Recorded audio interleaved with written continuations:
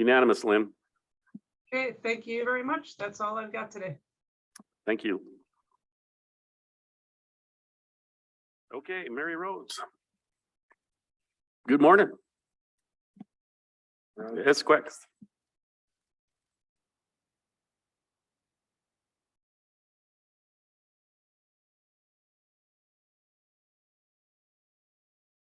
Esquix Council.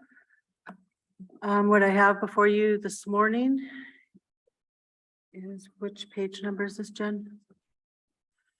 Is a request for a qualified environmental professional contract with Newfields. We have had Newfields on past projects. They were the bid winner on this solicitation, and everything has gone through the contracts and grants process. We're just needing council approval to move forward.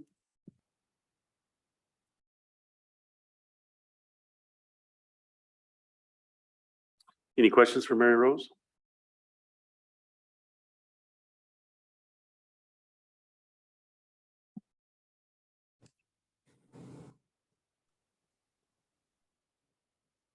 Mr. Chair, I'll make the motion. Motion by Martin to approve the contract to Newfields for agreement of amount up to and shall not exceed 867,000. Second by Len. Any further discussion? Seeing none, all those in favor, show of hands. Unanimous. Thank you. One more quick thing. I just wanted to let you know that I applied for a grant, an infrastructure bill grant, and we are going to be awarded $399,960 for the upcoming years. So I'll be back in here in a couple of months after I advertise that and get a contractor for that. So thank you. Good job. Good day. Thank you. Great. Okay, well, let's, Jermaine, are you here? Where are you, Jermaine? Is she in the room? Not yet, okay. Well, let's go to Friends of the Jocko Valley. Jennifer. Yes, come on up to the table. Good morning. You come up and sit and use a mic. You had to push the button for the mic to work. Okay, are we on? Yes. Members of the council and Chairman McDonald, thank you for granting us the time to meet with you today. My name is Jennifer Nojan. I have lived in Arlee since 1997. I am here with fellow members of an organization called Friends of the Jocko, along with neighbors from our community in Arlee. We are here to discuss the asphalt plant and gravel pit near White Coyote Road and Marks Drive in Arlee. My home is within a half mile of the proposed gravel pit. As you know, the Jocko Valley is a wonder. It's a little valley bisected by the Jocko River, surrounded by wildlands on all sides. Although we are relatively close to Missoula, our community remains quiet and peaceful. In learning about such a large industrial plant to be erected in the center of our valley, many neighbors grew concerned about the air, the water, the wildlife, and the quiet that we all enjoy. We know gravel pits are a necessity of our times, but this location and the size of this project would bring harm to the valley. We ask you to help us oppose this project, and we sent some of our questions to you ahead of time. Thank you.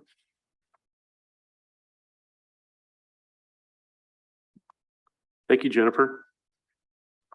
Does council have any specific questions for the information that Jennifer sent? I know she has quite a few of your members are here. Yes, they Could are. you all please stand up that are part of the Friends of the Jocko Valley, please? Okay, great. Thank you. Thank you. Two of our council representatives, of course, that are Arlee representatives are missing today. And unfortunately, conflict of interest for them. I wish Bing and Jimmy were here, but,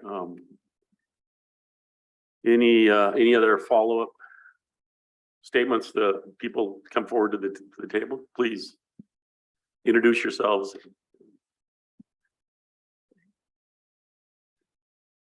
Yeah, Chairman McDonald, members of the council, my name is Jim Cofield. I live a quarter mile south of the proposed gravel pit on Strawberry Lane outside of Arlene. I am a member of Friends of the Jocko, and we did bring a series of questions here. I'm not sure if you have received them. If not, we can go ahead and leave some written copies too.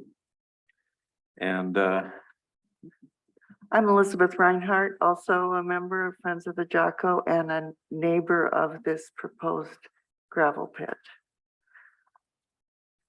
Go ahead, Shelley. Esquex Pesia. Good morning, everyone. I'm also a member of the Friends of the Jocko, and I happen to live outside of the half-mile radius that was as part of the DEQ process. Only the people that lived within a half mile of the proposed project were allowed to respond and request a public hearing. And so that's part of our ask today for the council, is to ask DEQ for a public hearing. And we'll get more into that later. But I just wanted to say that just because we live outside a half mile doesn't mean that it won't affect all of us in a big way. I think we were even referencing the school, because is that outside of the half mile? The school is, my property is, Properties are downwind also, right? I mean, prevailing winds would drive. and particularly from the- downstream. and Halou Creek comes out of the, I think it's, well, we call it Christopher Jaw, but then it goes underground and goes in eventually into the Jocko River. And the school is just over a mile cross-country from the proposed site. And it's known that asphalt plants emit toxins that are harmful to human health. So we're concerned not only as neighbors, but as parents and on those effects. So one of the larger issues is that I found out from preservation in talking with Katie McDonald that our Lee is designated as a cultural property, which is a little bit different than the cultural designation as a, or the designation as a cultural landscape. But that's one of the, I think, strong issues and tenets that the tribe has to be involved in this with DEQ. So did you all get our questions in the packet? No? Okay, well, Should we we can go just through start them? with that. You want me to start? I guess our first question is, what does the tribal council join us in opposing this gravel pit? And I think that our hope is that we have common interests here, which are the protection of this precious resource. So we hope that the tribal council might have some authorities that are not, that we as private citizens and neighbors don't really have. Department of Environmental Quality seems, has not yet decided whether to approve this permit or not, but their history is to approve most of these applications. And they have been, in general, their ability actually to weigh in has been restricted by the state legislature. But the tribe as a sovereign entity might have some different authorities that could bring to bear. Go ahead, So Len. just to add, oh, go ahead. Thank you, Mr. Chairman and members of the council, and I want to thank you all for coming in and visiting us on this issue. I understand your frustrations. I really do. We have a mining operation in Elmo, right below Chief Cliff, that we fought against, and it's still going today. So I understand the frustrations, and I really hope you guys continue on with your fight, because your voice needs to be heard. It really does. And I don't want to speak for the whole entire council, but yes, we're against this project. We would prefer that any gravel pit any project on a reservation, that they use our gravel rather than any private landowner. But this particular site, I understand your concern. I grew up in the Jocko Valley also, so I know the area quite well. And it's just frustrating to see things like this come up and then only limit so many people to provide any kind of feedback. And I would support this council providing any kind of letter to DEQ, but demanding that a public hearing take place in Thank you. this, so you all can have your voices heard. So thank That you. would be helpful. And another request to DEQ might be to have an environmental impact statement prepared for this project, since it is significant in scope. The DEQ has not yet mentioned the possibility of a need for an environmental impact statement. Go ahead. So additionally, for maybe members of the audience who don't know, last legislative session, House Bill 599 revised the permit approval process and basically fast-tracked that and ultimately gutted environmental protections. So we do have legislators who are willing to bring that up next session, but that's next session. In the meantime, we're just trying to stop this permit approval. And just to clarify, this isn't just a gravel pit. This is an asphalt plant that's gonna run, in my understanding, 24/7. And I don't know if y'all have ever been around asphalt, and the noise, the dust, just the traffic on White Coyote Road, or if they went around De Monterey Road. You know, currently, it's a very narrow county road, and we pull over for hay equipment as it is. And it's right east of the Garden of 1,000 Buddhas. So it's just not realistic to expect an asphalt plant in that area. Go ahead, Carol. Yeah, I just wanted to say is, you have some questions that you would like us to answer, but I think as a council, we officially haven't taken action. It's not that we aren't in support of the issue, because it's our issue also. And so I think once we're able to have that discussion, we can probably answer your questions more appropriately. But we looked at other options too with this property.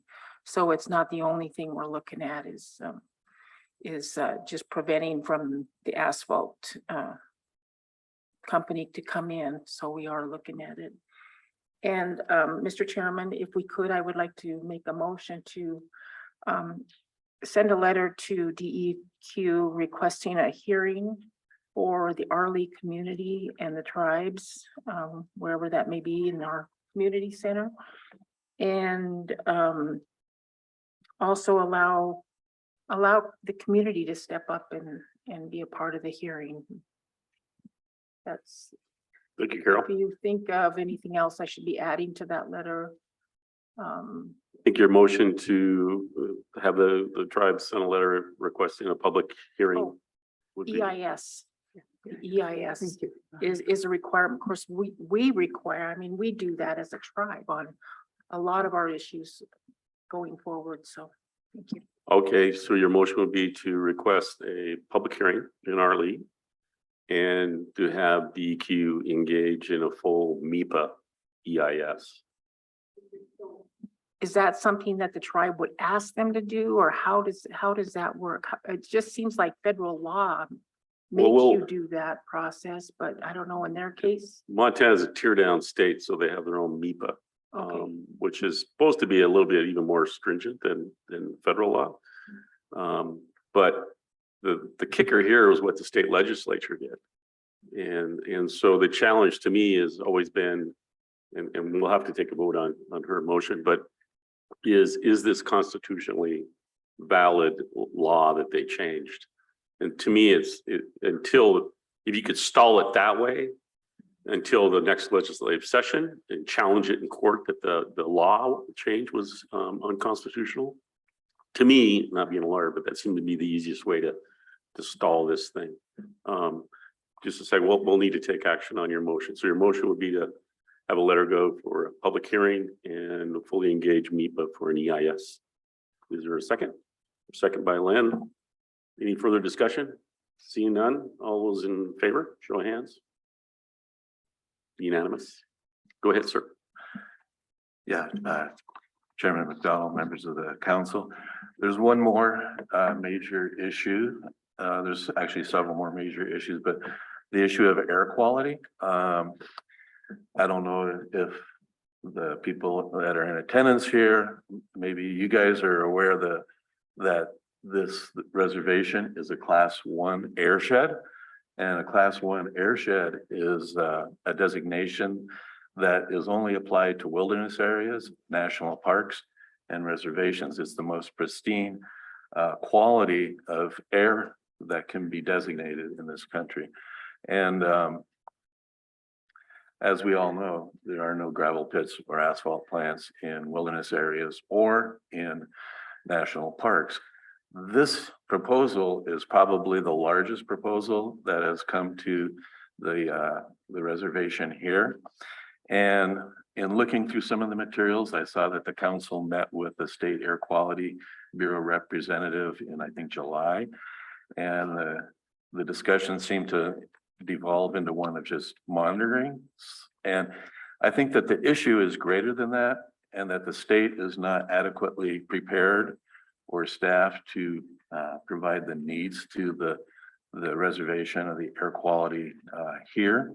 And we'd like to request that you ask the EPA to intervene in this process and to come in and do the analysis necessary to determine that the dust and the asphalt plant toxins don't adversely affect the air quality off property. Montana DEQ has not wanted to consider any of the effects outside the boundary. Well, the EPA can do that, and they can come in and they can do a full analysis, and that may be part of an environmental impact statement. So the tribe does have the authority to ask the EPA to intervene, and I think that it's imperative that the tribe does so. I know that air quality is one of the utmost priorities of the tribe, and it's one of the reasons that I choose to live here. And I think that, and we can all look outside and see the smoke, given the cumulative effects of a major gravel pit and asphalt plant in the location that it is, could lead to serious deterioration in the health of community members and the wildlife and the vegetation and all the associated values with that. Thank you. Thank you, sir. Yeah, that was one of the very first things we looked at in our air quality program. And indeed, there's been very big physical plants here. And of course, Treasure State operates just up the highway here. Very big asphalt plant. But Randy Ashley's in the audience here. Randy, if you wouldn't mind just giving a quick summary of what your findings were, but we will reconvene all of our resource managers to look at this and try to strengthen any argument that we might have in the case. My question for you as Friends of the Chaco, have you engaged legal attorney? You have. We have engaged a law firm that specializes in environmental protection, and we are prepared to, should the permit be approved, take legal action on it. But to your comment, Mr. Chairman, the ability to stall and challenge it will be most helpful in the event that we are able to get the legislature to change this law. And so some of the issues that we raised in our questions about wildlife, about air quality, about water, and the EIS and the EA would help stall this in the meantime. And we would like your assistance in that effort. Absolutely. Okay, Randy? Thank you, Mr. Chair. It's correct what the gentleman brought up is that the reservation is a class 1 airshed. The gravel pit and the anticipated asphalt batch plant, in my opinion, is not going to reach the level that would require a prevention of significant deterioration analysis. But we can sure try and ask EPA. It would be considered a minor source. We had one major source on the reservation before, that was Plum Creek, and they operated well within the boundaries for our class 1 airshed. Treasure State has a asphalt batch plant that they operate continuously. They've been inspected, they've been monitored by EPA, and they've always met the requirements for their operation. But we can certainly ask. I didn't see any of the data in the permit that would allow us to do any type of analysis at this point. We would have to get more data from them on their operation, their times, and information such as that. Thank you, Randy. Go ahead, Shelley. Thank you, Mr. Chair. It's our understanding that Riverside Contracting has received a deficiency letter, and they have, I think, 30 days to answer to it. And so, it's imperative that we, push forward before that. One of my major concerns is the wildlife in the area. I spoke about this at the Arley district meeting, but for everyone else to know, when Flathead Irrigation came through years ago and cut down all the cottonwood trees along the ditch bank there, the eagles and the hawks, the large birds, had to find other places to build their nests. We wonder about, the tribe's information on the, species like the grizzly bears, like Westlope cutthroat and bull trout. These impacts to these species weren't mentioned in that permit, but as we talked about earlier, Paloux Creek comes out of there, and eventually that water goes into the Jocko River. And I know the tribe has spent millions of dollars to restore bull trout to the Jocko River and all of the Jocko. So that's another key issue for us. The other night we were having a meeting at Elizabeth's house, and there was black bear coming down the draw. And so, that's just it is a corridor for a lot of wildlife. We'll double check that with staff as far as impacts and be able to provide that information to our team or legislators. But again, the strategy would be to change the law or take that law and prove it to be unconstitutional. That's my obvious solution. But we'll make the request. Public hearing's great. Noise is super. Buying that land is super. That's another alternative, is to remove the temptation, if at all possible. And I know there's a lot of concerned local residents that may have that capability. So, anything else we can do for you? We understand that there's a meeting with the tribal council in the DEQ coming up on, I believe it's September 29th. We're wondering if we might have a chance to submit some of these questions that you didn't get to some of your authorities in the various departments before that meeting, so that we can discuss them further at that time. Or can you let us know what the subject matter of that meeting is with the DEQ? Is it about this particular site? It is. Okay, So yes, please do. okay, great. Shelley has a further comment. We did have one last thing, and we wanted to ask for executive session. Okay. Council want to go into executive? Got a lot of people to move.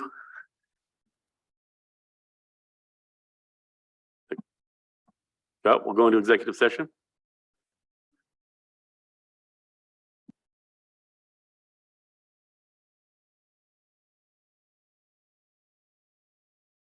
Hey, Mary.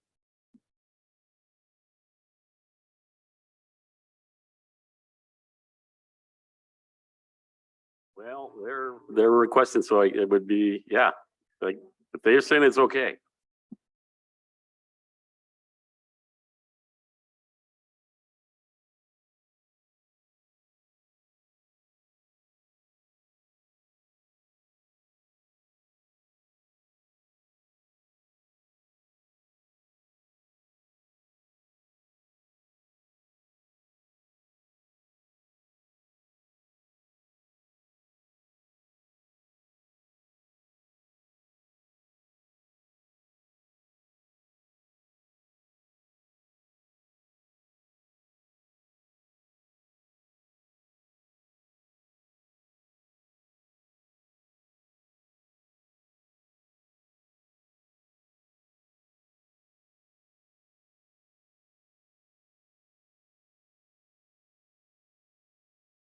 Thank you, Mr. Chair and members of the council.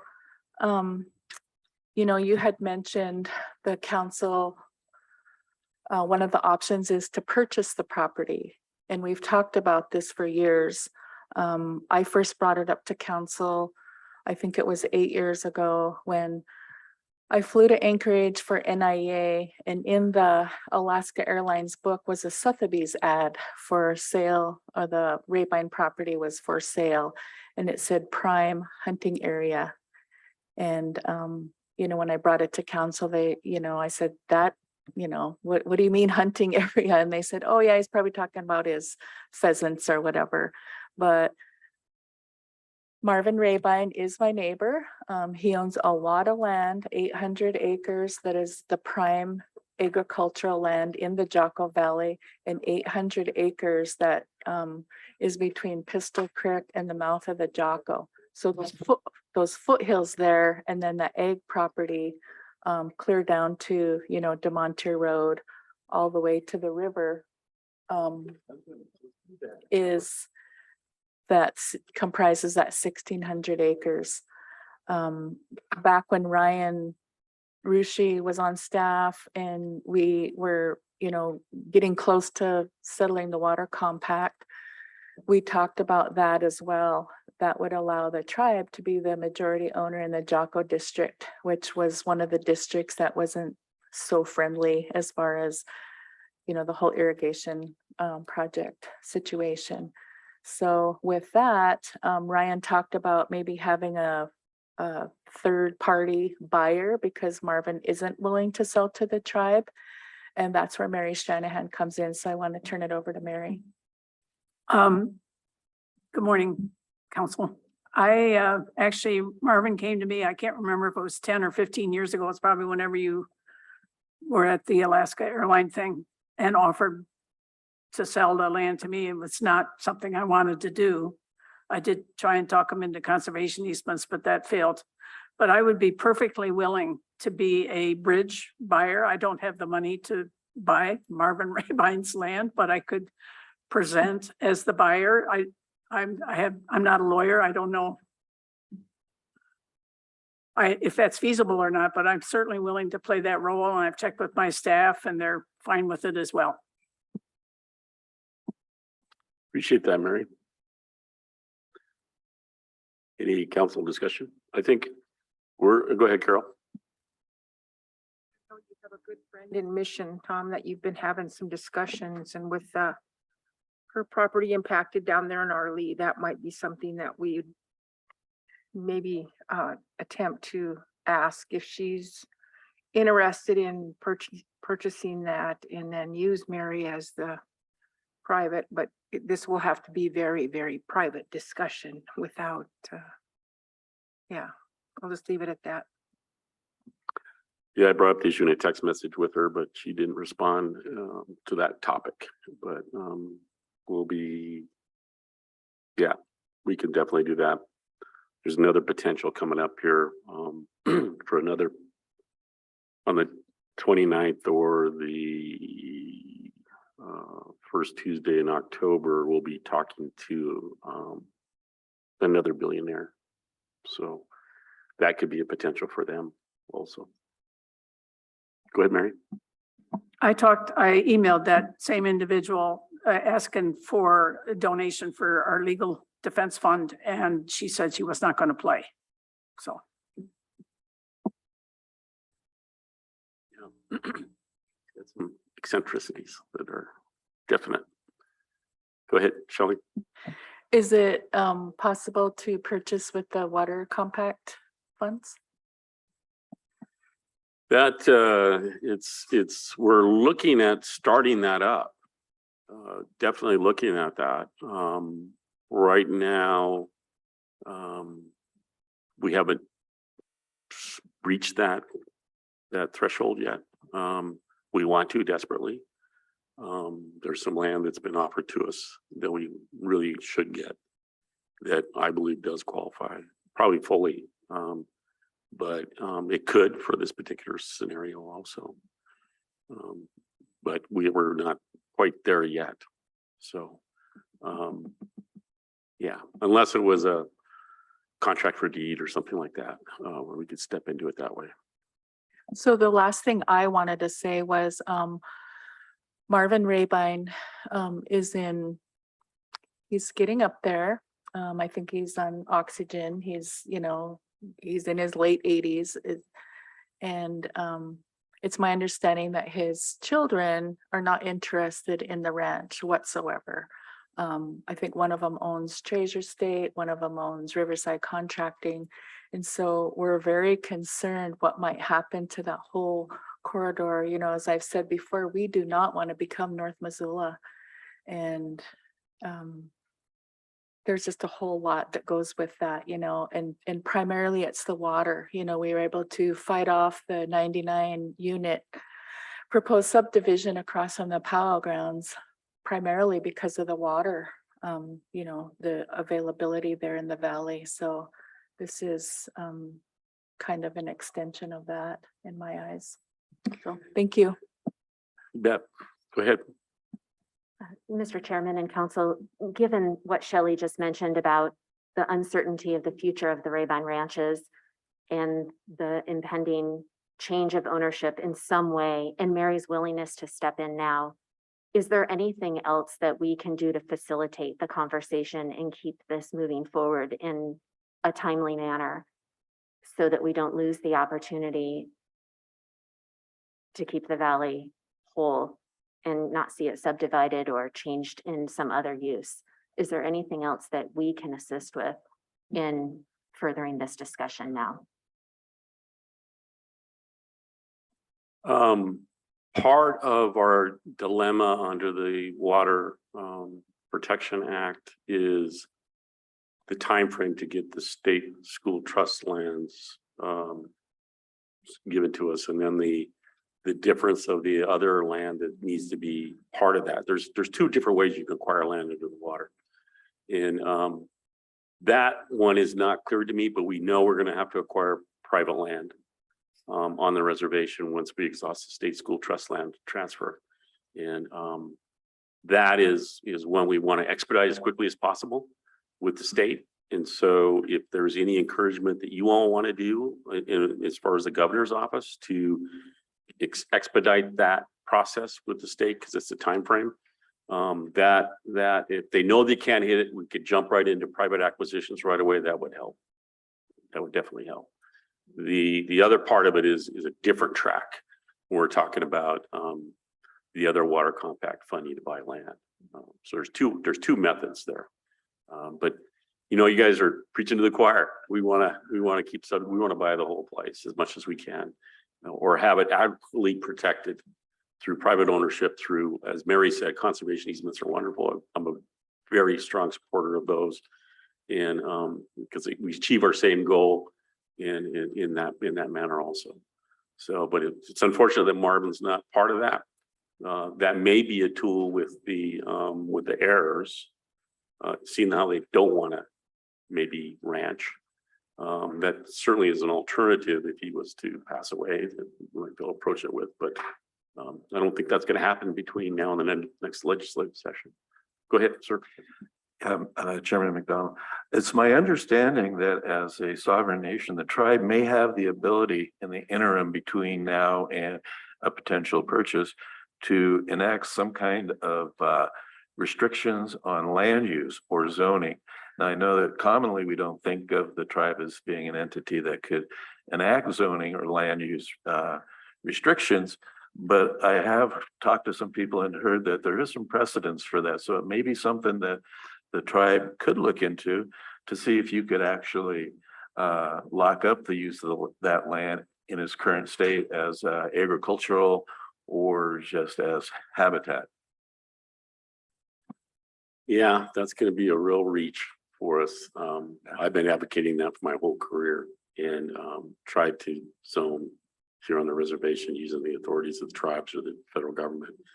It's very challenging, very, very challenging. It's much more easier, and it goes to the initial goal that Shelley mentioned when we have an adverse irrigation division district to be the majority landowner. That does help. So I think the places where there's challenges in the United States to tribes enforcing zoning regulations on fee property, the tribes were the vast majority landowner, and the protectable interests harm to the tribes that were going to be done through that adverse relationship if it wasn't going towards what the tribes' goals were, had to be very profound to win those cases. I don't, knowing this state legislature, knowing this governor, knowing what I know, it would be an intense battle for us to do that. It's much easier to work out the relationship what you're talking about, where we just buy them out, or we stall through legal adverse relationships or challenging the state constitution and get the legislature to modify the mining laws. Thank you. We're working on all that. Yeah, go ahead.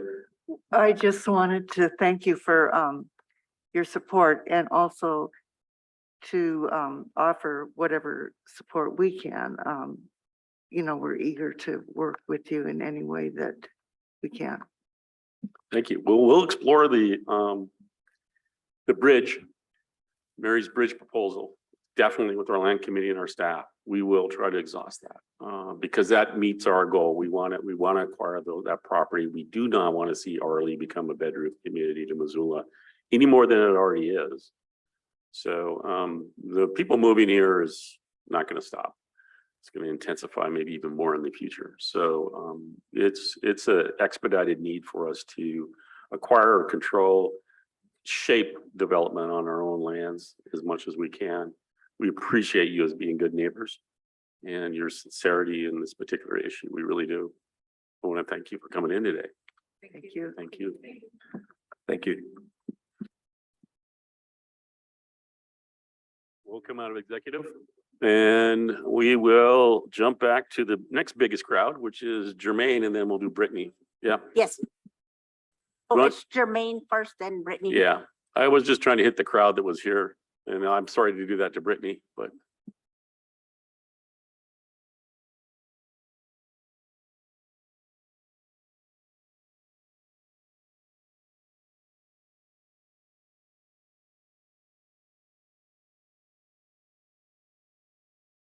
Yeah. I didn't say it. That's okay. I mean, it's out there. I mean, he's got it advertised.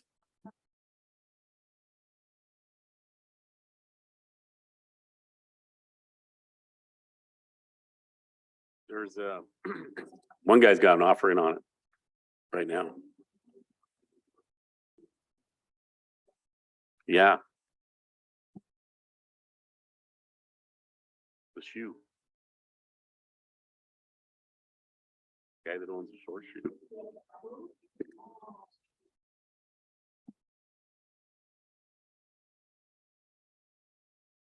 Jermaine, you're up next. Please.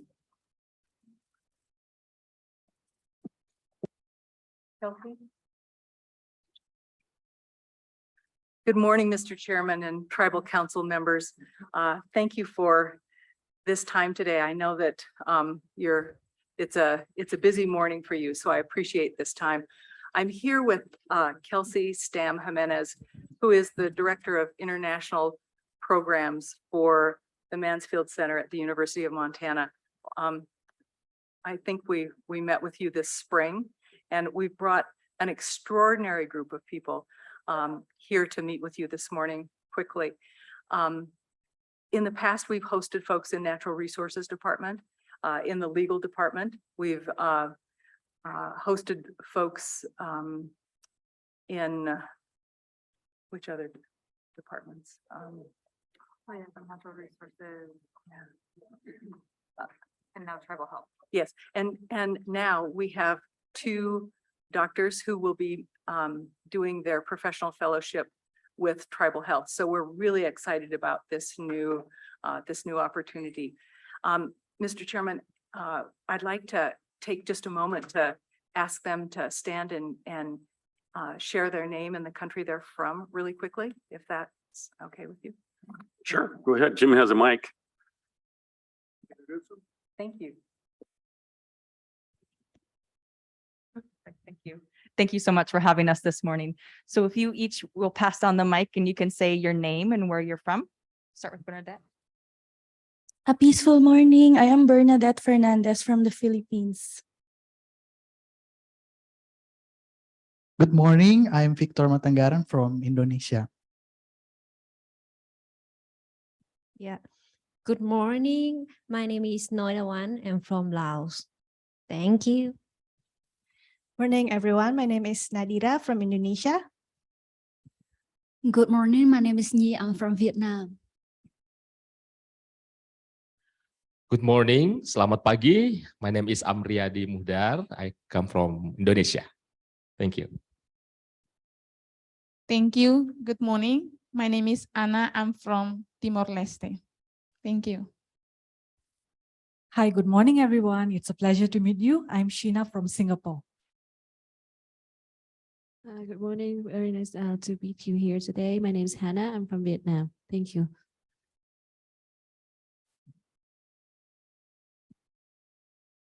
Good morning, Minglava. I'm from Myanmar, and my name is Shine Wei Tong. Good morning, สวัสดีค่ะ my name is King from Thailand. Good morning, pleasure to be here. My name is Gavin. I'm from Malaysia. Good morning. I'm Kia from Cambodia. Chairman. Welcome, all of you. Some of the YSEALI professional fellows have brought gifts for the tribal council. Could they present them to you now? Sure, absolutely. They're too kind.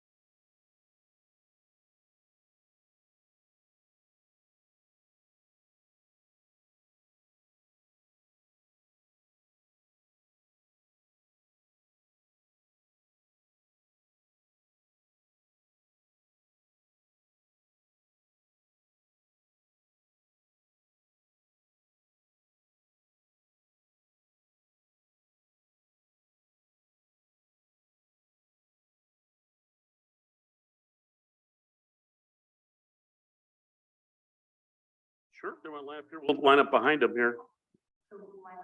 Lemlip, so much for the gifts. You honor us so much for being here and providing gifts. We thank you.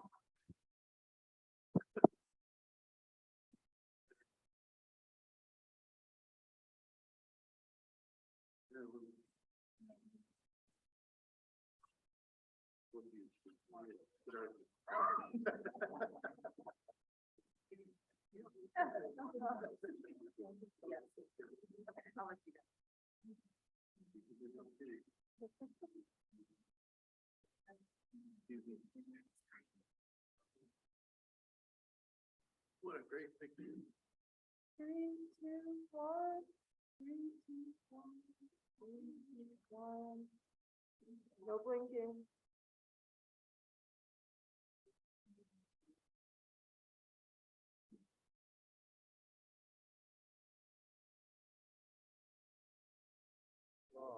Thank you. So nice to meet you. And I hope your stay is wonderful.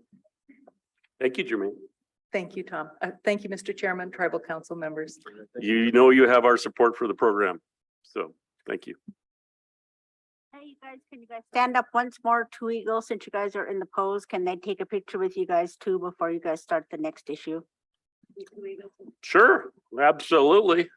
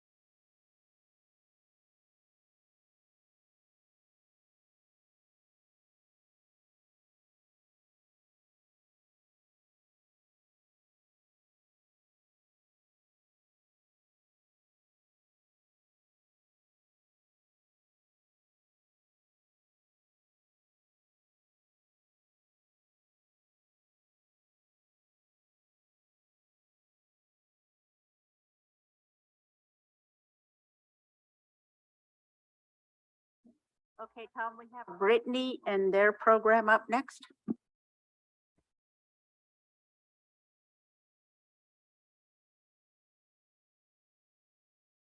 Yeah, Arlene will be back on the 29th. The state official will be here. Yeah. Brittany, sorry to make you wait. I was taking care of the bigger crowds first. Sorry about that. It's kind of like crowd management. Not everybody's going to fit in the room together.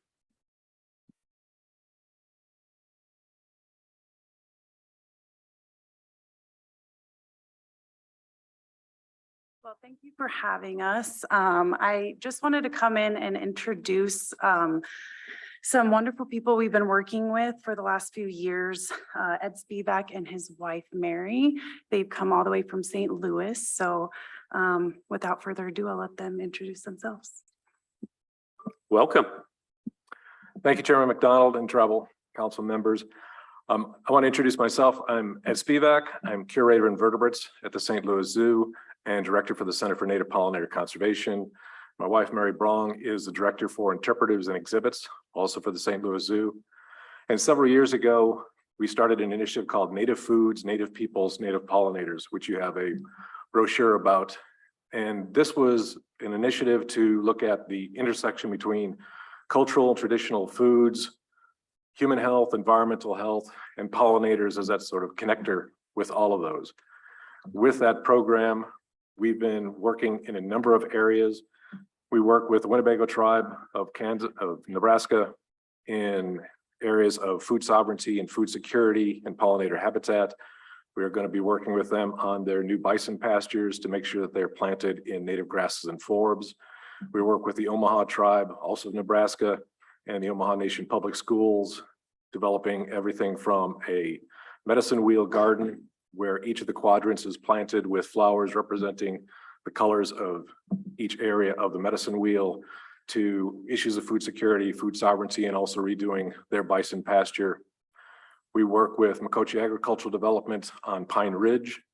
We work with Pawnee Nation College and Nebraska Indian Community College on outreach programs on pollinators, and along with the Rise Veterans Foundation and NICC and Pawnee Nation College, we're developing programs working with Native American veterans on issues of farming, indigenous farming, and regenerative farming practices and entrepreneurships. We're also working with them to hopefully develop the first tribal college east of the Mississippi in Illinois, which will be annexed by the Santee, Omaha, and Winnebago. And over the last few years, we've been working with Brittany Claremont and Jasmine Brown of the pesticide program here on their pollinator program. We help them develop a two-page bee guide for Mission Valley for education and outreach. We're going to be looking at, and we've been doing some plantings of pollinator habitat also at the Mission Mountain Wilderness Scenic Overlook to put in pollinator habitat, but then we're also working on graphics to explain to people what the importance of pollinators are, what is going on in those areas. We also just yesterday met with Whisper Camel Means and Stephanie Gillen at the Bison Range to talk about some signage for walking trails on pollinators, traditional plants, and also pollinator habitat. So we work in a number of areas, and as a zoo, we also offer opportunities for a lot of different things, everything from supplying seeds, plants, from wildflowers to trees and shrubs, to cultivated varieties, to working on habitat restoration, to other potential projects that we've talked about internally, whatever the tribes and the people are looking for in assistance. So we are here to offer assistance in whatever way, either through some of our granting programs that through the St. Louis Zoo and other programs, whether it be through our partners like Pawnee Nation College, NICC, Rise Veterans Foundation. So we just wanted to introduce ourselves and what we're here to offer. And if there's any way we can assist in any programs, we are very willing to work with you.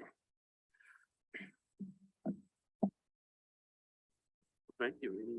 Any questions from council? I know the project at Valley Hill, that's a scenic turnout. I was worried about putting in, something there and then have a lot of insects get killed by the highway traffic, and didn't want to actually do something that might be impacting, but it's such an important discussion point, and so important to be able to deal with it. The partnership that you're doing with tribes is great. I know that the St. Louis Zoo, I was working with a new group that's called the Wildlife Restoration Fund, and it's Aquariums and Zoos Association, and partnering with Indian tribes or wildlife refuges or parks on special projects. And actually, the St. Louis Zoo is going to be one that we looked at in particular, but right now we're going to do a partnership, at least our tribes, with probably the Billings, the zoo in Billings, but your institution's okay. Somebody there was working on it, just retired, and that was what fell through. I don't know who it was. I don't know if you know anything about it. Where at the zoo? Yes. Our last CEO just retired at the end of last year. And we had been talking with Judy Randall from the Wildlife Restoration Foundation. Oh, yeah. Okay. Julie. Yeah. Yep. That was it. Yeah. Right. Thank you. So thanks, Council, for letting us introduce Ed and his wife. We have done a few projects, but we're looking forward to doing a few more. And council did approve our last proposal to work with St. Louis Zoo. To put things into perspective, through all the research projects and climate change, we are seeing pollinator mismatches. For instance, huckleberries this year there was a mismatch due to weather and the pollinators. So pollinators and the flower didn't meet at the same time. There was not that food resource for wildlife or for the community. So things like that, we get plants, or, working with places like this, we're able to help maintain that pollinator habitat. We do have a lot of insecticide spraying on a lot of crops in our area. So any way that we can increase habitat outside of the agriculture in here in our area, like on the mitigation lands, really helps our communities out and wildlife out. So that's just some of the work. So we haven't had time to update you. The pesticide program has been broadening their scope and doing a lot more projects to reduce pesticide use on the reservation. This is one of them. So thank you. It's such an education event because people don't understand how critical pollinators are. I mean, they really do not. They don't have most American mainstream people don't have a clue. And it's such a, any educational item that you do is a win. And the more we can do it in those, especially in those highly visible places. So that's what I always thought about that scenic turnout was that we get a lot of people stopping there and, doing something at the bison range or anywhere else that's, you get a lot of visitation, and you can strengthen the knowledge base of people, educate them, edify them on the topic. It's just, they don't realize what they're doing sometimes. When I was down in Costa Rica, and I was worried about mosquitoes, and I was just taking a little bit of mosquito repellent and putting it on, and boy, my tour guide gave me the lecture. Oh my, don't you be doing that, because it affects so many different things. The unintentional side effects are tremendous with any type of pesticide. So go ahead, sir. Yes, and with some of the programs too, we readily work with education outreach. We've done that with elders on the Omaha, with students on the Omaha. We are currently working with the Iowa tribe of Kansas and Nebraska, who has a new tribal national park. We've started doing some pollen education programs, but we're also going to be doing biodiversity surveys in their parks and figuring out ways of connecting, because that tribal park is actually 3 separate areas, and how to create corridors. So, as you're very well familiar with the potential that zoos can offer in a variety of different areas. And as I said, we're very willing. We've talked internally as an institution in, long-term, whatever the possible needs and requirements are that you're looking for. Yeah, so if tribal council has a specific area they want us to work on, I guess that's our ask for the future. Well, for me, it's education. People can't be ignorant, and they need to know the consequences of their actions. And it's just so many little baby steps, so many little things they can do to make a difference. And, the decreasing number of pollinators is surprising. It is shocking. And indeed, if you're saying the huckleberry crop was a mismatch, on top of drought, I suppose, that was in your face this year. I worked like heck to get a gallon of huckleberries. And when they should have had 10 gallons by the time I got a gallon. So yeah, devastating as far as subsistence use as wild berries. So thank you. For me, I don't know if council has any other stuff, and utilize what we have. Thank you for partnering with them. Thank you for the project. Thank you for your efforts. Well, thank you for allowing us to talk to you today. And as I said, in the future, my contact information is there within the brochure. And as I said, we go beyond pollinators to a variety of other types of wildlife issues too. So, well, touch base with Julie Antoine. She's pretty good. So right. Hopefully there's some funding comes through that new restoration fund that could be projects that could be funded for you. Thank you. Thank you. Thank you, guys.